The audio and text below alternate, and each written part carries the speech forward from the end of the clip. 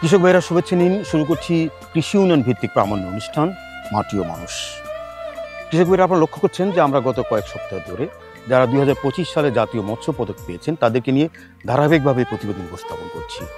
এই পর্যায়ে আমাদের আজকের নির্বাচিত খামারি হচ্ছেন খুলনার পাইকগাছার গুলাম কিবরিয়া রিপন। তিনি পেয়েছেন স্বর্ণপদক। দেখুন গুলাম কিবরিয়াকে নিয়ে আমাদের আজকের বিশেষ প্রতিবেদন।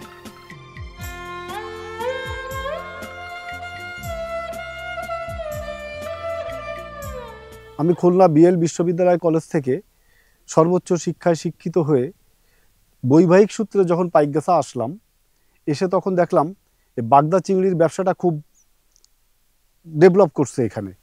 আমি 2001 সালে যখন এই ব্যবসার সাথে সম্পৃক্ত হই, প্রথমে বাগদা চিংড়ির পোনা ব্যবসার সাথে আমি সম্পৃক্ত হই। তারপর 2004 সাল থেকে যখন দেখলাম যে পোনা ব্যবসা থেকে মানে বাগদা চিংড়ির উৎপাদনে যদি আমি যাই, আমি মনে আরও বেশি ভালো করতে পারবো। তখন থেকে আমার প্রথমে একটা ঘের নিলাম আমি 150 বিঘার। এই ঘেরটা কয়রা অঞ্চলে ছিল। ওইটা থেকে আমার এই ঘেরের ব্যবসার শুরু। তারপর আস্তে আস্তে আস্তে আমি 8 সাল 9 সালে এসে প্রায় আমার ঘেরের আয়তন আরও বৃদ্ধি করি। এখন প্রায় 1800-1900 বিঘা আমার ঘেরের আয়তন। আজকের এই পর্যায়ে আসতে যেয়ে আমার অনেক সময় অনেক রকম প্রতিকূল অবস্থার মধ্যে দিয়ে পড়তে হয়েছে। প্রাকৃতিক দুর্যোগ, সেই সঙ্গে ছিল মাছের রোগ ব্যাধি, যেটাকে আমার মোকাবেলা করতে হয়েছে। আমি কখনো হতাশ হইনি, মানে বাধা ছিল, প্রাকৃতিক দুর্যোগ ছিল, কিন্তু কখনো ভেঙে পড়িনি। আমি সবসময় আমার দৃঢ় বিশ্বাস ছিল আমি যদি লেগে থাকি, আমি যদি এই ব্যবসাটাকে আমার মন দিয়ে আমি করতে পারি, আমার লক্ষ্য যদি নির্দিষ্ট থাকে, ইনশাল্লাহ আমি এটার সর্বোচ্চ পর্যায়ে নিতে পারবো। ওই উপলব্ধি থেকেই আমি কখনো হতাশ হয়ে হাল ছেড়ে দিইনি। কিন্তু মাঝখানে এসে এই বাগদা চিংড়ি চাষের বিরুদ্ধে নানান রকম ষড়যন্ত্র হলো, বিশেষ করে বিভিন্ন এনজিও, তারপরে কিছু রাজনৈতিক ব্যক্তিত্ব আছে, বৈদেশিক কিছু ষড়যন্ত্র। যেভাবে আমাদের পাট শিল্পটা নষ্ট হয়েছে, সেইভাবে আমাদের এই বাগদা চিংড়ি শিল্পটাকেও নষ্ট করে দেওয়ার জন্য, আমাদের এই ব্যবসাটাকে কেড়ে নেওয়ার জন্য অনেক রকম ষড়যন্ত্র মোকাবেলা করতে হয়েছে আমাকে। বিশেষ করে বিগত সরকারের সময় লবণ পানিতে বাগদা চিংড়ি চাষ করা যাবে না, বাগদা চিংড়ি উৎপাদন করা যাবে না, এরকম একটা প্রতিকূল পরিবেশের মধ্য দিয়ে আমাদের প্রায় 3-4 বছর সংগ্রাম করতে হয়েছে, যেটার নেতৃত্ব আমি এই অঞ্চলে দিয়েছি। যেহেতু পাইকগাছা কয়রা অঞ্চলটা, এই অঞ্চলটা টোটাল এখানকার অর্থনীতি বাগদা চিংড়ির উপরে। এই বাগদা চিংড়ি চাষ বন্ধ হয়ে গেলে এলাকার লোকজন বাদাম বিক্রি করেও খেতে পারবে না। ওই উপলব্ধি থেকে আমি ওইটার সম্মুখভাগে থেকে আমি নেতৃত্ব দিয়ে গেছি, এবং বৈরী পরিবেশ থেকে আমি আবার সেই আমাদের এই ব্যবসাটাকে সচল রাখার জন্য সর্বরকম চেষ্টা করে আমি সচল রাখছি। অনেক প্রতিকূল অবস্থা পার হয়েছে, অনেক ষড়যন্ত্রকারীদের বিরুদ্ধে আমি এক প্রকার লড়ছি এই অঞ্চলের কিছু কিছু ঘের মালিকদের সঙ্গে নিয়ে, যারা আমাকে সার্বক্ষণিক সহায়তা করেছে।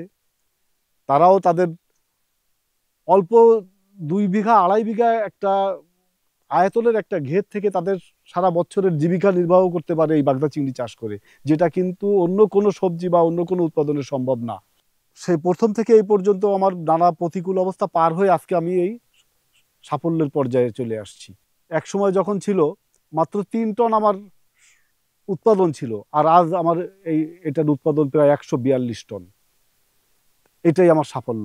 শুনছিলাম পাইকগাছার গুলাম কিবরিয়া রিপনের সাফল্যের কথা। এই সাফল্যের কারণে চলতি বছর জাতীয় মৎস্য পদক তিনি পেয়েছেন, ইনি স্বর্ণপদক পেয়েছেন। সেই দর্শক, এই গুলাম কিবরিয়াকে নিয়ে আমাদের আজকের সফল ঘটনা। চিংড়ি বাংলাদেশের একটি গুরুত্বপূর্ণ অর্থকরী মৎস্য সম্পদ। দেশের প্রায় 1,40,000 হেক্টরে চিংড়ি উৎপাদিত হয়। এর মধ্যে 1,13,000 হেক্টরে বাগদা চিংড়ি এবং 27,000 হেক্টরে গলদা চিংড়ি। মূলত 70 দশকে সুন্দরবনে উপকূলীয় সাতক্ষীরা, শ্যামনগর, মুন্সিগঞ্জ, বুড়ি গোয়ালানি অঞ্চলে লবণ পানিতে বাগদা চিংড়ি চাষ শুরু হয়।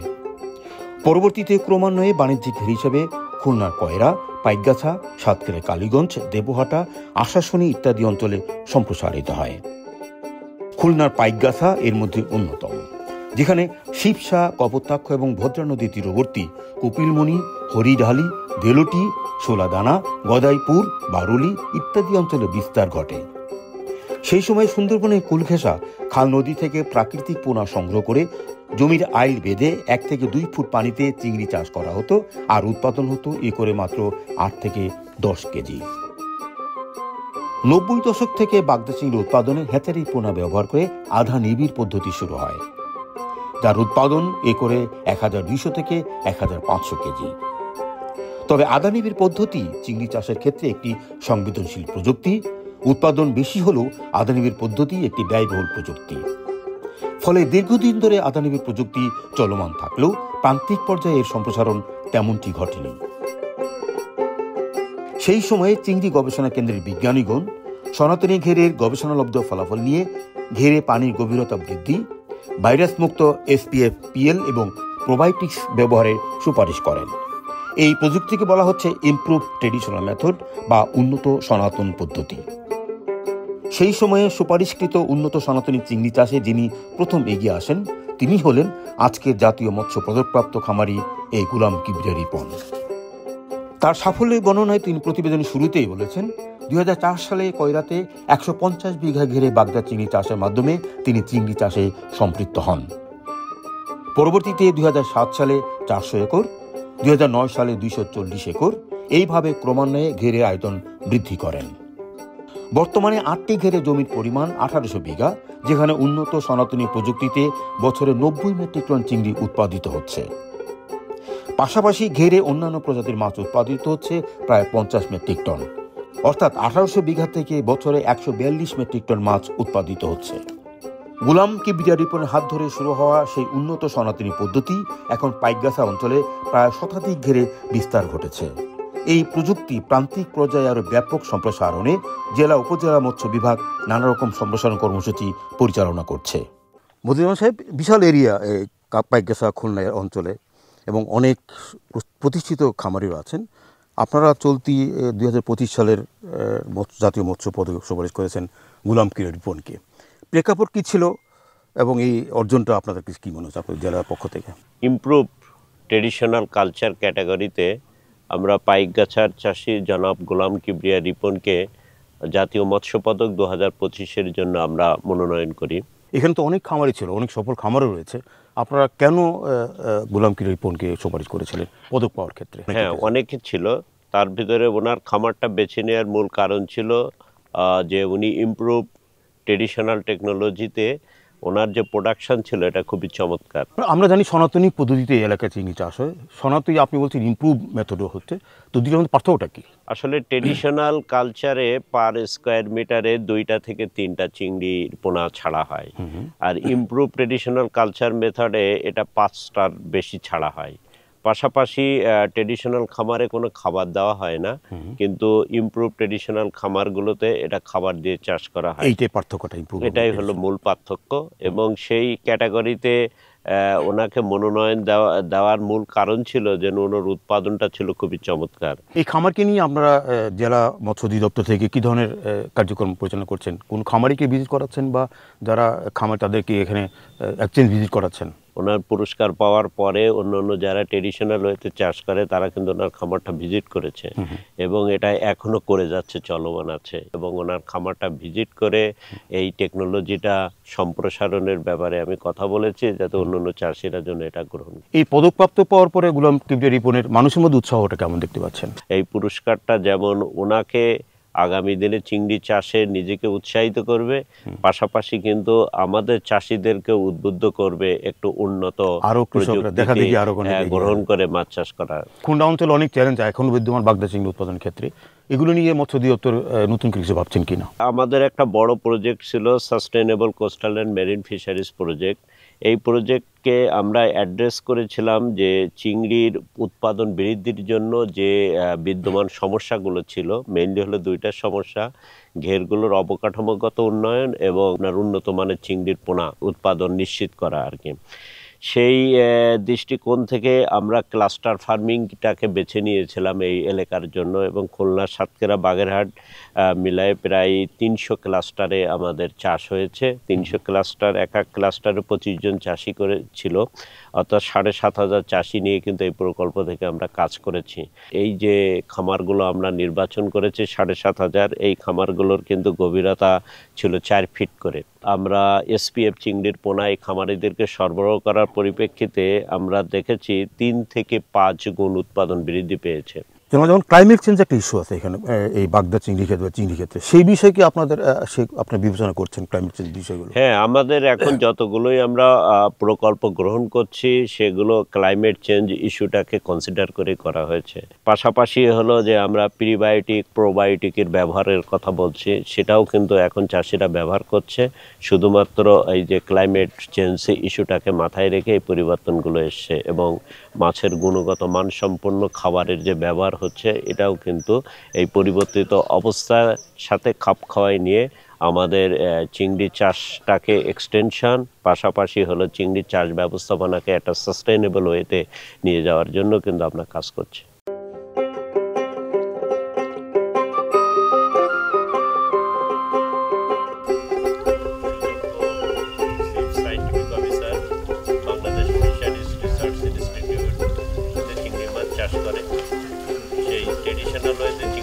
অক্টোবর নভেম্বর মাসে একটা রোগ হয় মাছের, এই রোগগুলোর প্রতিকার চিংড়ি চাষ করতে গেলে রোগ হবে, এটাই স্বাভাবিক।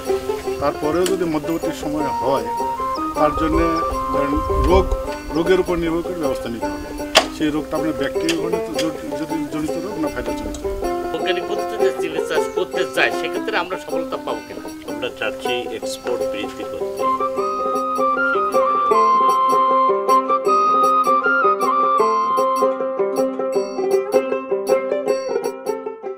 জনাব সৈকত, আপনি পাইকগাছা উপজেলার মৎস্য কর্মকর্তা এবং আপনার উপজেলা থেকে স্বর্ণপদক পেয়েছে এবার গোলাম কিবরিয়া রিপন।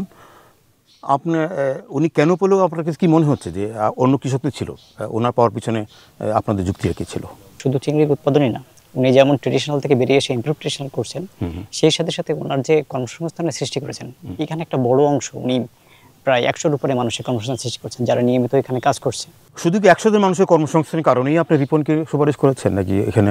না, এটা একটা দৃষ্টান্ত, একটা মডেল যে এটা করা যায়, যে উনি একজন চাষি যিনি নিজেকে একটুখানি ইমপ্রুভ করে আরও সাথে 100 জনের কর্মসংস্থান সৃষ্টি করেছেন, এটা একটা ভূমিকা রাখছে আর কি। এটা একটা এক্সাম্পল। এই যে অর্জনটা হলো, পদকটা পেলো, এটাকে সম্বল করে পুঁজি নিয়ে আপনার উপজেলা পর্যায় থেকে আপনার কীভাবে সম্প্রসারণ কাজে লাগাবেন? যখনই আমাদের কোনো প্রশিক্ষণ হয় এবং বাইরে থেকে ফার্মাররা আসে, তখন কিন্তু আমরা এখানে খামারগুলোতে ভিজিট করা এবং ওনার সাথে মানে সামনাসামনি কথা বলে সুযোগ করে দিই, ওনার এক্সপিরিয়েন্সটা শেয়ার করেন। বিশেষ করে আপনাদের উপজেলা থেকে আপনারা এই ধরনের ঘেরগুলোকে আপনারা কী ধরনের কর্মসূচি বা কী ধরনের তদারকি করেন? আমরা রেগুলার চাষির খামারে ভিজিট করি। যেমন আছে আমরা যেমন এখান থেকে চাষিরা আমাদের এসে যাচ্ছে, ডিপার্টমেন্টে দপ্তরে যাচ্ছে, তেমনিভাবে আমরা অফিসের একটা নির্ধারিত উইক একটা সময় নির্ধারণ করে রেখেছি যে একদিন বুধবারের দিন আমরা কোনো একটা জায়গাতে যাব, 15-20 জন চাষির সাথে কথা বলবো, মানে রেগুলার ভিজিট করেন।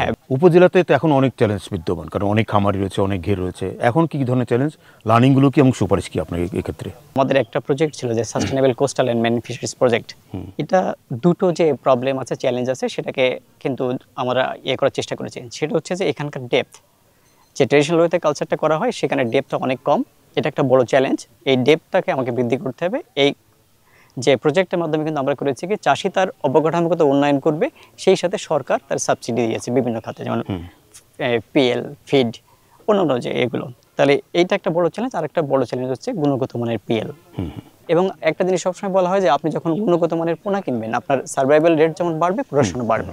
এটা কিন্তু তাদেরকে আমরা বোঝাতে সমর্থ হয়েছি যে আপনি কম দামে পোনা কিনবেন না, সস্তা জায়গা খুঁজবেন না, আপনি অবশ্যই একটা জেনে শুনে ভালো মানের পোনাটা খুঁজবেন। জনাব সৈকত, আপনার উপজেলা থেকে স্বর্ণপদক অর্জন করেছেন, আপনার অনুভূতি কি?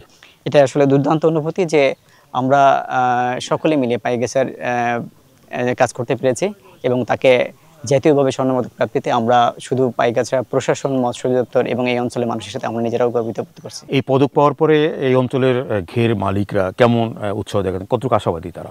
নিশ্চয়ই আমি আশাবাদী, কারণ আমি যে চ্যালেঞ্জগুলোর কথা বলেছিলাম সেই চ্যালেঞ্জটা উতরে গেলে আমরা কিন্তু সবাই সামনে এগোতে পারবো। উনি চ্যালেঞ্জটা উঠাতে পেরেছেন, ওনাকে এক্সাম্পল করে আমরা সামনে আরো অনেকে অনুপ্রাণিত করতে পারবো। সৈকত, আপনাকে ধন্যবাদ। অনেক ধন্যবাদ।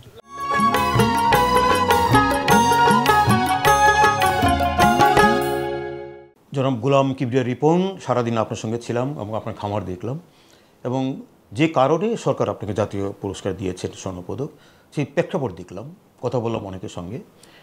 এই এখন প্রতিবেদন শেষ পর্যায়ে আমরা জানতে চাচ্ছি আপনার এই পদক পাওয়ার পর অনুভূতি কী ছিল, এখন কেমন? প্রত্যেকটা মানুষেরই জীবনে একটা স্বপ্ন থাকে, আর সে স্বপ্ন যদি পূরণ হয়, সেই স্বপ্নে যদি সফলতা আসে, অবশ্যই সেটা গর্বের। আর সেটা যদি দেশের সর্বোচ্চ পর্যায় থেকে আসে, সেটা তো আরও গর্বের। আমি গর্বিত। পুরস্কার পাওয়ার পর একটা কমিটমেন্ট আসছে রাষ্ট্রীয়ভাবে। আপনি এই পুরস্কারটা পাওয়ার পরে এই কমিটমেন্ট অনুযায়ী আপনি আগামীতে কিভাবে এই প্রজেক্টটা সম্প্রসারণ করবেন? পুরস্কারটা আমার দায়িত্ববোধ এবং আমার কর্তব্যকে অনেক বাড়িয়ে দিয়েছে। আমার চিন্তা ভাবনা আছে, আমি নিজে যেমন লাভবান হচ্ছি, আমার দ্বারা যেন আরও 5টা ঘের, আমার প্রতিবেশী যারা আছে, যারা অন্য খামারি যারা আছে, এদেরও আমি যাতে এরাও আমার মতো করে লাভবান হতে পারে বা প্রোডাকশন আরও বেশি করতে পারে, আমি তাদের বুদ্ধি দিয়ে হোক, সহায়তা করে হোক, তাদেরও আমি চাই আমার এই প্রযুক্তিটা কাজে লাগিয়ে তারাও আরও লাভবান হোক, তারাও আর উৎপাদন দ্বিগুণ হোক। আমরা জানি যে যখন পদকটা প্রদান করা হয়, মাননীয় প্রধান উপদেষ্টা সবাইকে বলেছেন যে আপনার গ্রামে যান, উদ্যোক্তা তৈরি করেন। সেই অনুযায়ী কি আপনি উদ্যোক্তা তৈরি করে শুরু করেছেন? আমি আশেপাশে আমার যারা আছে, যেমন আজকেও আমি বিভিন্ন খামারিদের নিয়ে মত বিনিময় করছি, বিগত দিনগুলোতেও আমি এসে করছি, যাতে সবাই উদ্বুদ্ধ হয়। এটা আমরা যেন দেশের অর্থনীতিতে আরও বেশি করে অবদান সবাই রাখতে পারি, আমি সেই চেষ্টা, এই কমিটমেন্টটা করেছেন প্রধান সচিবের কাছে আপনি? জি, অবশ্যই। আমরা বুঝতেই পারছি যে আপনাকে অনেক মানুষ ভালোবাসে ঘের মালিক হিসেবে, অনেক পোস্টারও দেখতে পাচ্ছি। এই সমস্ত দেখে আপনার কেমন লাগে? আপনার অনুভূতি কেমন? আপনি কি ফিল করছেন? এটা আমাকে খুব কৃতজ্ঞতা, মানে ওদের প্রতি যে কৃতজ্ঞতা আমার, ওরা যে আমার এত ভালোবাসে, পাইকগাছার লোকজন বা পাইকগাছার বিভিন্ন খামারিরা, তা আমি গর্বিত ওদের জন্য যে আমি এত ভালো প্রতিবেশী পেয়েছি, এত এলাকার এত ভালো খামারিদের পেয়েছি, যারা আমাকে নিয়ে গর্বিত বোধ করে, আমাকে সম্মান করে তারা খুব। আপনি 2 যুগ আগে বাগদা চিংড়ি শুরু করেছেন এই এলাকাতে। 2 যুগ আগে কেমন দেখেছিলেন বাগদা চিংড়ির অবস্থা, এখন কেমন দেখছেন? কি পার্থক্য মনে হচ্ছে আপনার কাছে? এখন কি জলবায়ুগত কিছু কারণে আমাদের আগের মতো কিন্তু উৎপাদন নাই, হচ্ছে না। আগের যে গতানুগতিকভাবে যে ব্যবস্থায় আমরা এখানকার ফার্মাররা যে ঘেরগুলা করতো, ওই প্রক্রিয়ায় কিন্তু এখন আর অধিক উৎপাদন সেইভাবে হচ্ছে না। সেটা পোনার কারণে হোক, আবহাওয়ার কারণে হোক, অতিরিক্ত টেম্পারেচারের কারণে, লবণের মাত্রা বেড়ে যাওয়ার কারণে হোক, এখন আমাদের পদ্ধতিগত পরিবর্তন আনতে হবে। আমাদেরও কিছু যান্ত্রিক সিস্টেমে আধুনিকায়নে চলে যেতে হবে, একটু আধুনিকায়ন করতে হবে। আচ্ছা, এই সমস্ত কার্যকলাপে মৎস্য অধিদপ্তরের সঙ্গে আপনার সমন্বয় কেমন? হ্যাঁ, এখানকার মৎস্য অধিদপ্তর বা এখানকার মৎস্য অফিসার যারা, মৎস্য অফিস যারা আছে, তারাও আমাদের যথেষ্ট সহায়তা করে, বা ওরাও চেষ্টা করছে কিভাবে আমরা টোটাল এই এলাকার এই খামারিদেরকে আধুনিকায়ন করে আরও অধিক মাত্রায় উৎপাদন করা যায়। আপনার কথা তো আমরা একটু বলতে পারি, স্যার হচ্ছে যে পদকটাকে আপনাকে দায়িত্ব বাড়িয়ে দিয়েছে। জি, এবং এই এলাকার বাগদা চিংড়ির ক্ষেত্রে আপনার অনেক অবদান থাকবে। জনাব ইমাম সাহেব, আপনাকে অনেক ধন্যবাদ। কৃষকেরা আপনার এতক্ষণ ধরে কথা বলছিলাম। 2025 সালে জাতীয় মৎস্য পদকপ্রাপ্ত, স্বর্ণপদকপ্রাপ্ত খামারি গোলাম কিবরিয়া রিপন, যিনি প্রায় 2 যুগ আগে এই বাগদাসা অঞ্চলে চিংড়ি চাষ শুরু করেন, এবং উন্নত সনাতনী পদ্ধতির কারণে সরকার এবার বিশেষ ক্যাটাগরিতে তাকে স্বর্ণপদক দিয়েছেন। আমরা আশা করি বাংলাদেশের সর্বত্র মানুষ একজন গোলাম কিবরিয়া হবেন এবং দেশের অর্থনীতির ক্ষেত্রে বাগদা চিংড়ি একটি অভূতপূর্ব অবদান রাখবেন।